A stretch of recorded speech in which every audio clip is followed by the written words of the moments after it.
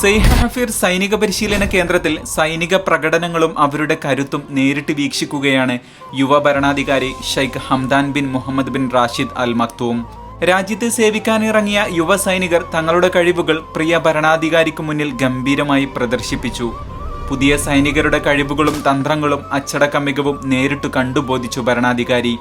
എല്ലാം സസൂക്ഷ്മം നിരീക്ഷിച്ചും ചർച്ചകൾ നടത്തിയും പരിശീലന കേന്ദ്രത്തിൽ ഒരുപാട് സമയം ചിലവഴിക്കാനും അദ്ദേഹത്തിന് സാധിച്ചു.